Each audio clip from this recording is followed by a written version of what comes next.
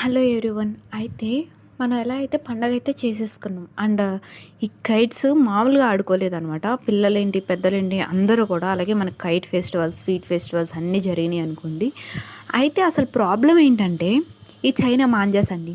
ఈ చైనా మాంజాస్ అనేవి ఎంత వైడ్ రేంజ్‌లో యూజ్ చేశారంటే చాలా ఘోరంగా యూజ్ చేశారని చెప్పొచ్చు. అండ్ ఇవి ఎంత ప్రమాదం అంటే అవి చాలా స్ట్రాంగ్‌గా ఉన్నాయండి. అట్‌లీస్ట్ దారం అయితే పట్టుకుని గట్టిగా లాగితే తెగుతదేమో. ఈ చైనా మాంజాలు తెగట్లేదు అసలు. అండ్ మన దేనికన్నా పట్టుకుంటే అవి కోసేస్తున్నాయి అనమాట. అంటే ఇవి మా ఇంటి పైన తెగిపడిన చ ఇవి గాలిపటాలండి. వాటికున్నవే ఇంత స్ట్రాంగ్‌గా ఉన్నవి. ఒక్క రేంజ్‌లో ఇన్ని పడినాయి అనమాట. అంటే మాకొక్క రేంజ్‌లోనే ఇలా ఉందంటే ఇంకా రోడ్ల మీద ఎంత ఘోరంగా ఉంటదండి. ఇవి పక్షులకేంటి, యానిమల్స్‌కేంటి, మనుషులకేంటి అన్నిట్లికి ప్రమాదమే. దట్ టూ ఎన్విరాన్మెంట్‌కి కూడా. ఎలా అంటే అట్‌లీస్ట్ దారం అయితే డీకంపోజ్ అవ్వడానికి వితిన్ మహా అయితే 6 మంత్స్ అండి డీకంపోజ్ అయిపోతది మహా అయితే. ఈ చైనా మాంజాస్ అనేవి డీకంపోజ్ అంటే అసలు ఇప్పటికప్పుడే డీకంపోజ్ అవ్వవు. ఇవి కొన్ని ఇయర్స్ పడతాయి.